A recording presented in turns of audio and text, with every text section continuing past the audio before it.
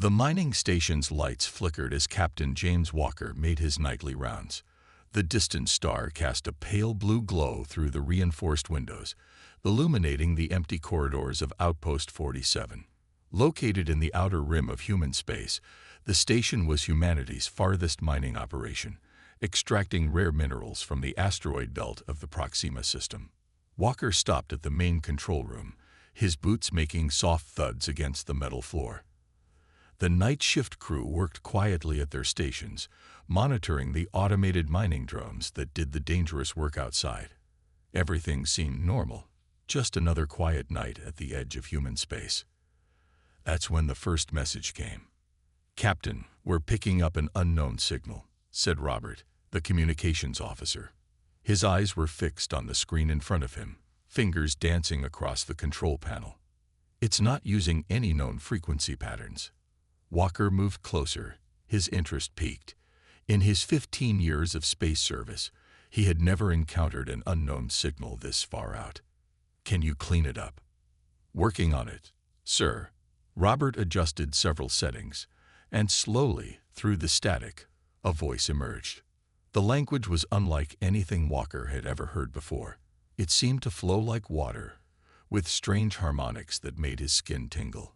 But then, as if by magic, the words began to make sense.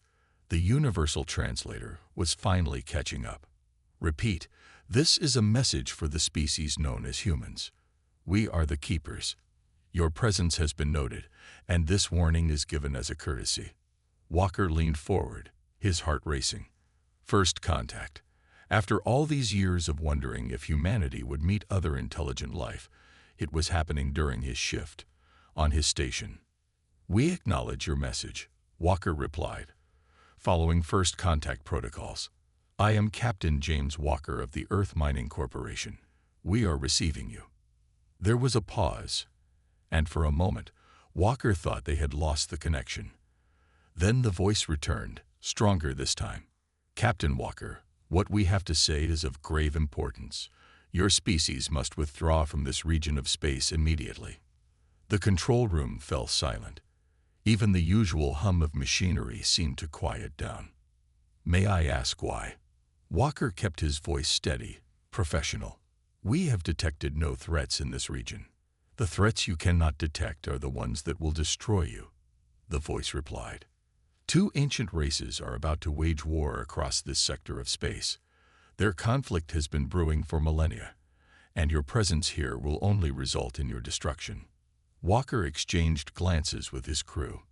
"Perhaps we could help mediate." "You." The alien voice carried what sounded like amusement, though the translator might have been interpreting it wrong. "Humans are barely out of their gravity well.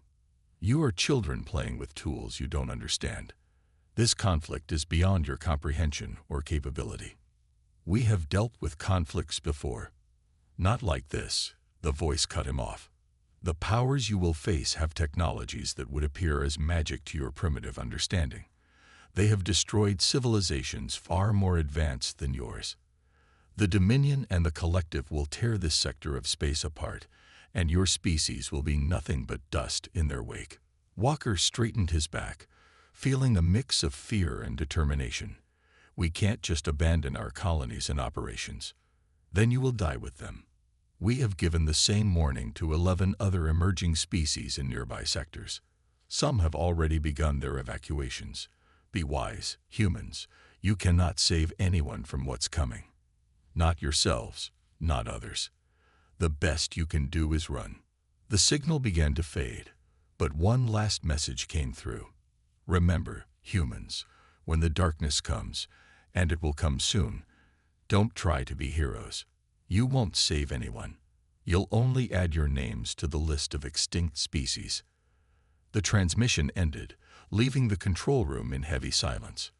Walker looked at his crew, seeing the concern on their faces. After a moment, he pressed the command communication button. "Get me Earth Command. Priority 1. As he waited for the connection, Walker looked out at the star field beyond the station. Somewhere out there, ancient powers were preparing for war, and humanity had just been told to run and hide. But running had never been humanity's way. 3 months after the Keeper's warning, the sky above Colony Beta 7 turned purple. The colonists watched in fear as massive ships emerged from what looked like tears in space itself. Their dark hulls absorbed light rather than reflected it, making them look like moving holes in reality. In the colony's defense center, Commander Mary Collins watched the tactical display with growing concern. "How many ships are we tracking?" 15 capital ships, Commander, replied Lieutenant Pete Wilson, his fingers moving quickly across the holographic controls. "But they're not like anything we've ever seen. Our sensors can barely read them." The colony's warning sirens began to blare. Above them, the strange fleet had started moving toward the third planet in the system, home to a peaceful species called the Ardens. The Ardens had welcomed humans when they first arrived, sharing their knowledge of local space. Now, they were about to face something terrible. "Get me a channel to the Arden capital," Mary ordered. She had to warn them. But before they could establish contact, beams of dark energy shot from the mysterious ships. Where they struck the Arden world, matter simply ceased to exist. Entire cities vanished in seconds, leaving perfect spherical holes in the planet's surface. "My God," Pete whispered. "Those ships, they must be the Dominion the Keepers warned us about." Mary's communication screen suddenly lit up. A face appeared, if it could be called a face. It looked like flowing metal given consciousness, with points of red light for eyes. "Lesser beings," the metallic face spoke, its voice carrying artificial harmonics that made the speakers crackle. "This territory now belongs to the Dominion. Resistance is obsolete. Survival through submission is your only option." Before Mary could respond, another fleet appeared. These ships were different. They glowed with inner light and moved like living things. The collective had arrived. "Dominion forces," a new voice rang through all channels, musical and beautiful yet somehow terrible. "You violate the ancient accords. This sector was neutral territory." "There is no neutral territory in the coming war," the Dominion replied. "All space must be claimed. All resources must be secured." The two fleets clashed above the dying Arden world. Their weapons turned space itself into a battlefield. Reality warped and twisted as technologies beyond human understanding tore at each other. Caught between these titans, the Arden civilization crumbled. In the colony's defense center, Mary made a decision. "Launch our rescue ships. All of them." "Commander," Pete protested. "The Keepers said we shouldn't get involved. These forces are beyond us." "Look at the Arden cities." Mary pointed to her screen. "There are still millions of their people alive down there. If those ships keep fighting, nobody will survive. We might not be able to stop this war, but we can save lives." She opened a channel to all human ships in the sector. "This is Commander Collins. I know we were told to stay out of this fight. I know we were told we couldn't save anyone. But right now, there are innocent people dying while two ancient races destroy everything around them. Earth Command has authorized emergency evacuation protocols. All ships with space for refugees, move in. The rest of you, run interference. Let's show these advanced races what humanity stands for." The human ships launched from Colony Beta 7. They were small and primitive compared to the warring fleets above, but they moved with purpose. While the Dominion and Collective fought their ancient war, human vessels darted between their battles, picking up as many Arden survivors as they could. "Commander," Pete called out, "the Dominion is threatening to target our ships if we don't withdraw." Mary watched as the first transport reported a successful evacuation of an Arden city center. "Tell them we'll withdraw when every survivor we can reach is safe, not 1 second before." Above them, the battle raged on. Two ancient powers fought for supremacy, while beneath them, the supposedly primitive humans proved that advanced technology wasn't everything. Sometimes, courage and compassion could accomplish what weapons could not. The rescue operation had begun, and with it, humanity's first real step into the Galactic War. The emergency alarms at Luna Base 1 blared as the refugee ships approached Earth's moon. Medical teams rushed to prepare the quarantine bays while security forces maintained their careful watch. These would be the first non-human refugees to reach the Sol system. Tom Reeves stood at the observation deck, watching the ship's dock. Just 6 months ago, he had been studying ancient ruins on a distant world. Now he was one of the few humans who had witnessed the devastating power of both the Dominion and the Collective firsthand. "Dr. Reed," a voice called from behind him. He turned to see Admiral White approaching. "We need your expertise. You're the only archaeologist who's studied both sides of this conflict." Tom nodded, following the Admiral to the debriefing room. Inside, screens showed the refugee ships being processed. The survivors were a mix of species. Some looked almost human, others were completely alien. But they all shared the same haunted look in their eyes. "Tell me what you found in those ruins," Admiral White said, taking a seat. "Everything you couldn't send in your transmissions." Tom pulled out an old data pad, his hands slightly shaking. "The ruins weren't just historical sites, Admiral. They were weapons research facilities. Both the Dominion and the Collective, they've been developing their technology for millions of years. But there's something wrong with their approach." He connected his pad to the room's main display. Images of strange symbols and complex diagrams appeared on the screen. "They're so advanced that they've become trapped by their own progress. They can't think simply anymore. Every solution has to be more complex, more powerful than the last. And that's why they're destroying everything," the Admiral asked. "No," Tom replied, bringing up more images. "They're destroying everything because they're afraid." Both sides discovered something in the ancient records, something about a cycle of civilization, about how advanced races rise and fall. They each think they can break the cycle by becoming the dominant power, and they're willing to burn the galaxy to prove they're right. The door opened, and a young officer rushed in. "Admiral, you need to see this. The refugees, they're asking to help us." In the main hangar, representatives from 12 different species had gathered. Many of them still wore the dust of their destroyed worlds on their clothes. Their translator devices created a chorus of overlapping voices as they tried to speak at once. A tall, blue-skinned being stepped forward. The name tag given by the processing team identified him as First Speaker Jack, a simplified version of his actual name. "We have seen what humans did at Colony Beta 7, he said through his translator. "You saved thousands when the Ancient Ones said you couldn't save anyone. We want to help you do more." Admiral White looked surprised. "Help us? How?" Another refugee, this one looking like a shimming cloud contained in an environmental suit, moved forward. "We all have knowledge. Technologies. Things we managed to save before our worlds fell. Alone, we are nothing against the Ancient Ones. But together, with human courage." Tom stepped forward, his archaeological instincts firing. "Admiral, do you understand what they're offering? Each of these species developed their own ways of fighting, their own technologies. If we combine that knowledge with human innovation, we could find a way to stop this war," the Admiral finished. First Speaker Jack shook his head. "Not stop.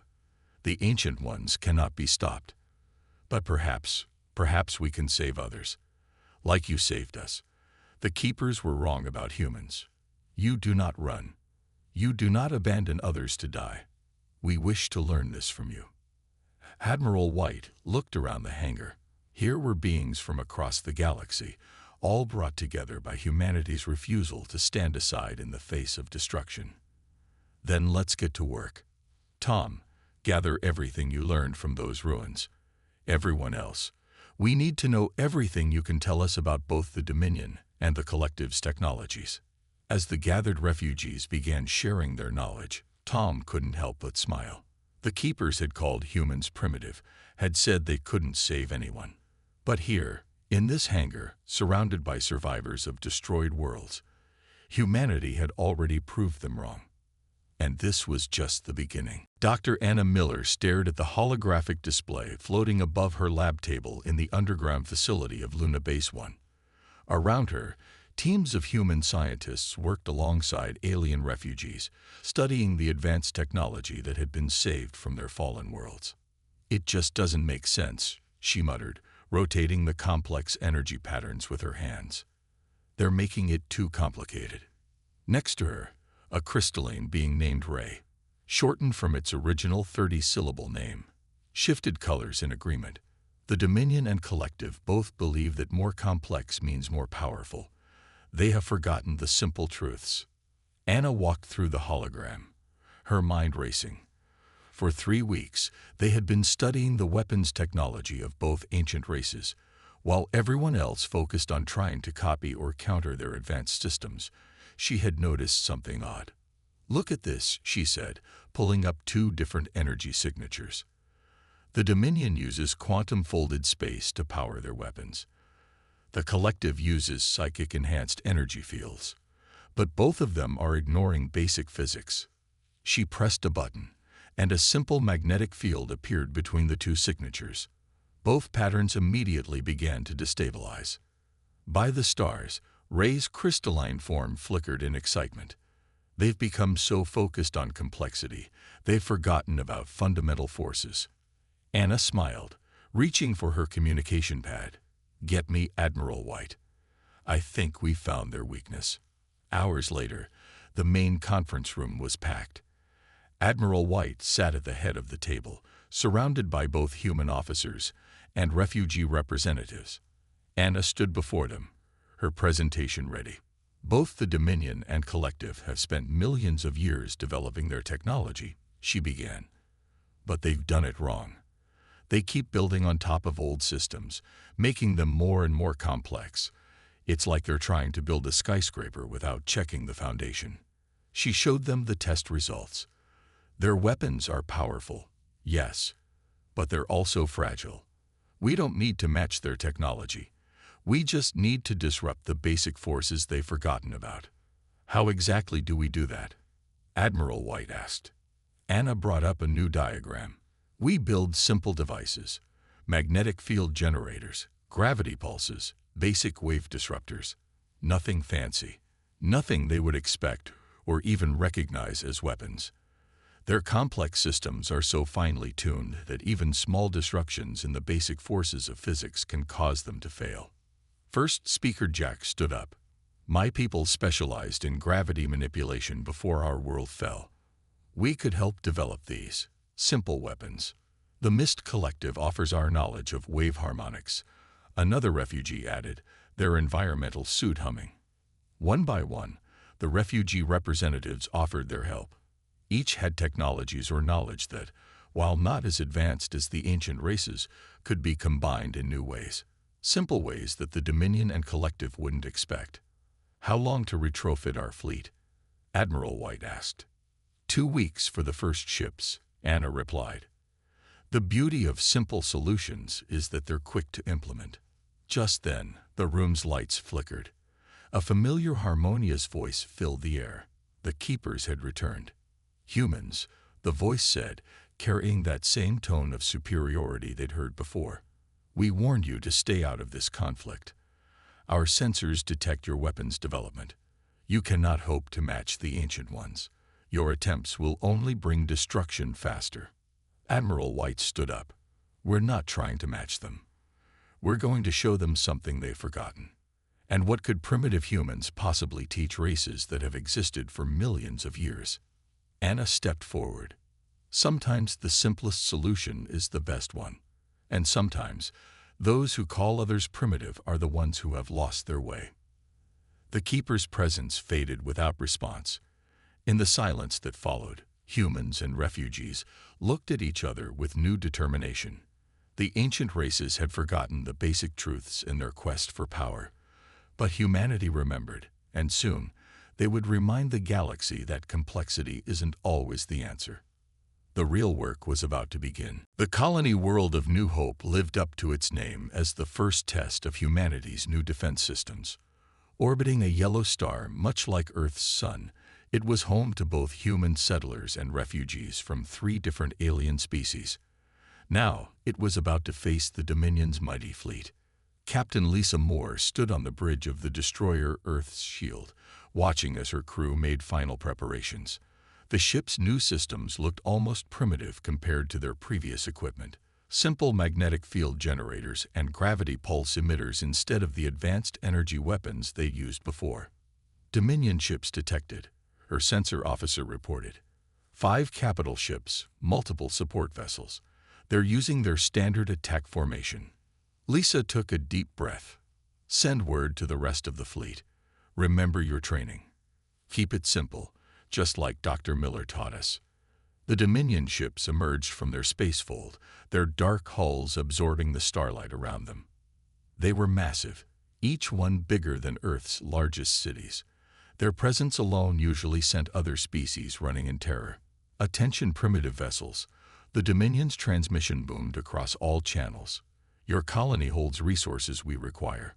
Surrender and be absorbed into the Dominion, or face extinction. Lisa opened a channel. This is Captain Moore of the Earth Defense Fleet. We reject your terms. This colony is under our protection. You were warned by the Keepers, the Dominion voice replied. Now you will learn why they called you primitive. The Dominion ships charged their main weapons. Reality itself seemed to bend around their hulls as they prepared to fire their quantum-folded energy beams, weapons that could erase entire continents. All ships, execute pattern break, Lisa commanded. Her fleet moved into position. Just as the Dominion fired, the human ships activated their simple magnetic field generators. The quantum-folded beams, instead of destroying their targets, began to waver and distort. Their weapons are destabilizing, the science officer reported, excitement in his voice.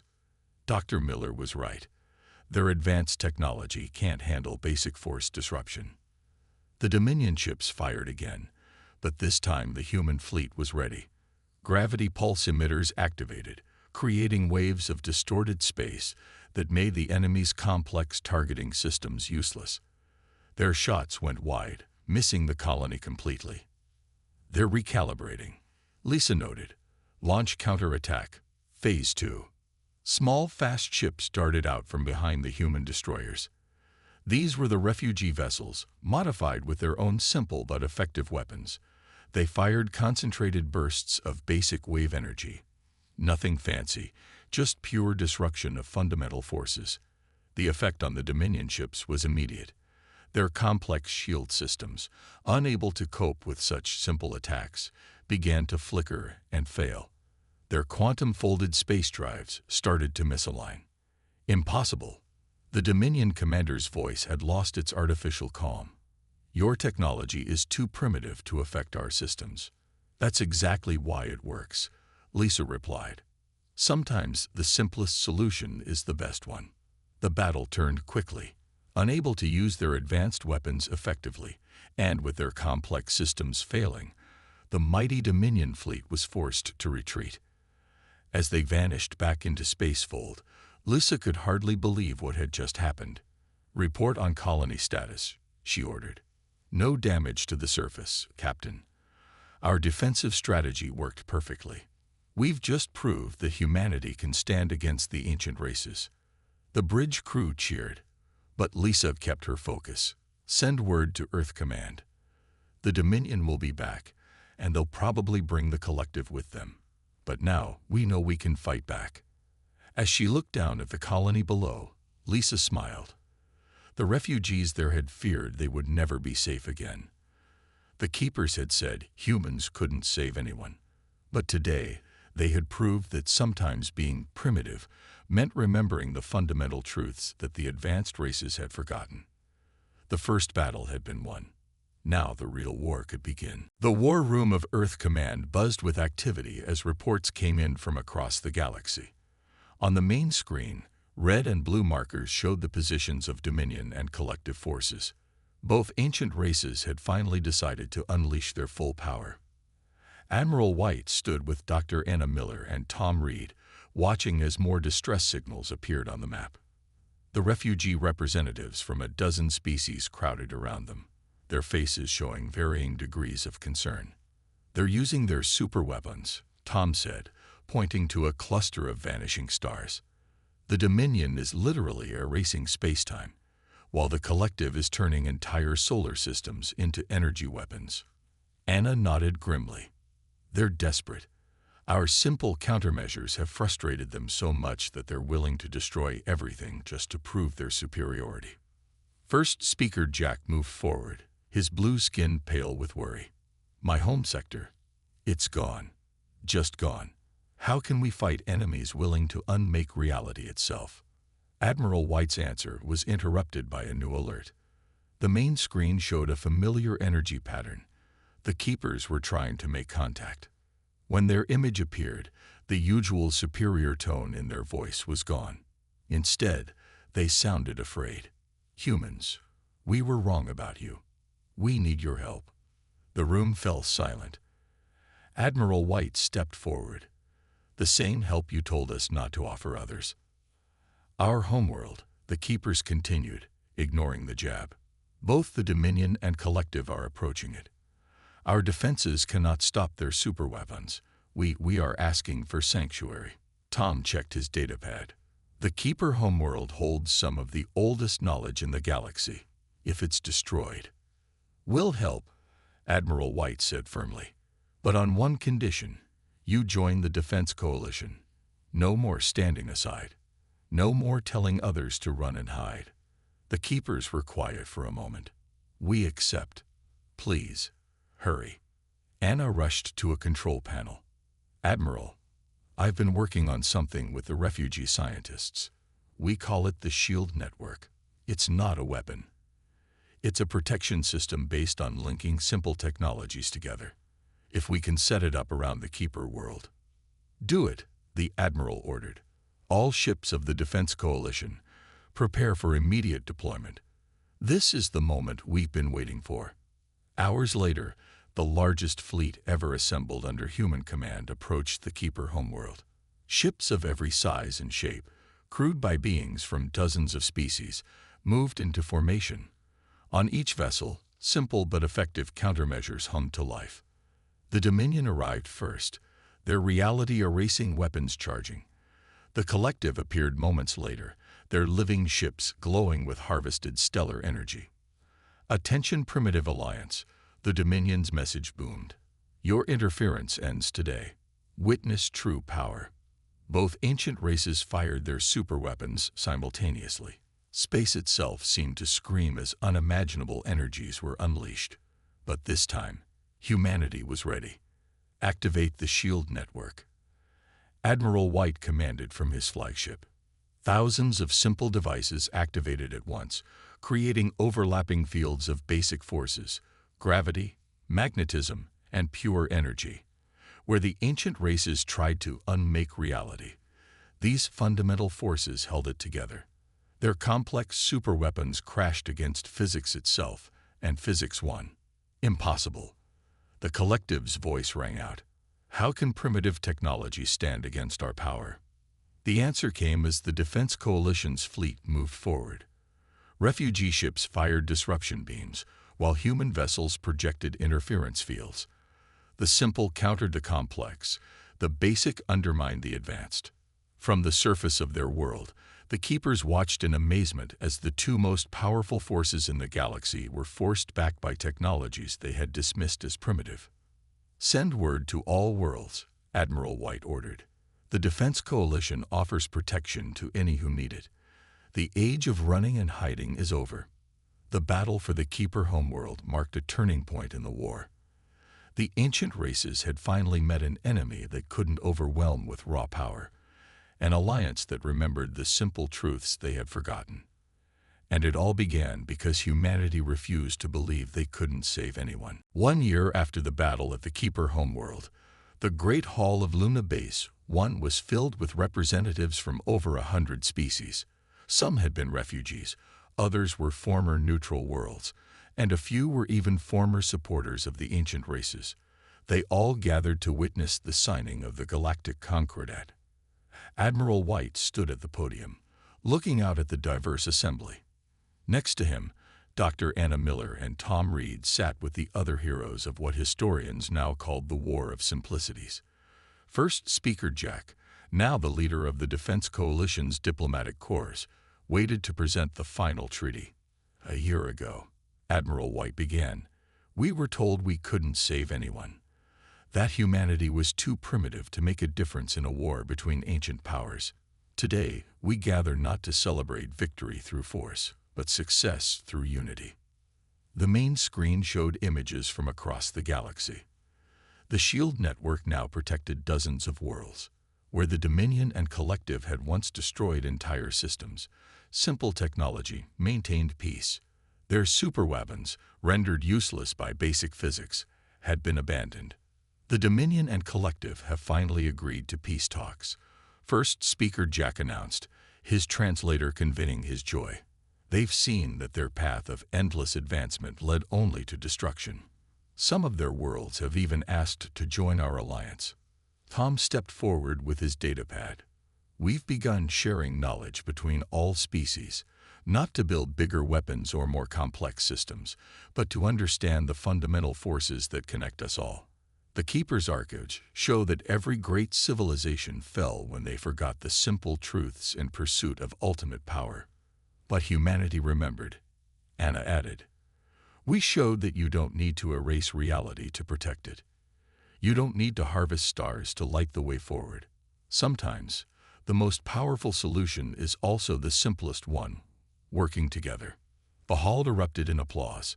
Species that once would have never interacted now stood side by side. The Keepers, once so proud and aloof, had become some of the strongest supporters of galactic cooperation. Their representative stepped to the podium. We once called humans primitive because they hadn't forgotten their basic nature, to help others, to find simple solutions, to unite instead of divide. We were wrong. These primitive traits are what the galaxy needed most. Admiral White raised his hand for attention. The Defense Coalition is being reformed today into the Galactic Concordat. Our mission is no longer just protection, it's progress. Not through overwhelming force or impossible technology, but through cooperation and understanding. Humanity promises to remember the lessons we've learned, that no race is too primitive to make a difference, and no problem is too complex for a simple solution. As the treaty was signed, the main screen showed new images, refugee species returning to rebuild their worlds, protected by the SHIELD network. Former enemies working together to restore damaged sectors of space. Research teams combining knowledge from 100 cultures to solve problems that had once seemed impossible. Lisa Moore, now Fleet Commander, watched from her ship in orbit. On her view screen, she could see ships from the Dominion and Collective arriving, not to fight, but to join the celebration. Their complex technology had been modified, simplified, made safer through human innovation and refugee knowledge. Command, this is Fleet Command Moore, she reported. The last of the diplomatic ships have arrived. Operation Sanctuary is officially complete. In the Great Hall, Admiral White looked out at the gathered species one last time. They said humans wouldn't save anyone. They were wrong. But we didn't just save others. We helped the galaxy save itself. And that's a victory greater than any weapon could achieve. The applause that followed wasn't just for humanity. It was for every species that had chosen to stand together, for every world that had survived because others refused to abandon it, and for the simple truth that had changed the galaxy. Sometimes the most primitive response, to help, to protect, to unite, is also the most powerful one of all. The end.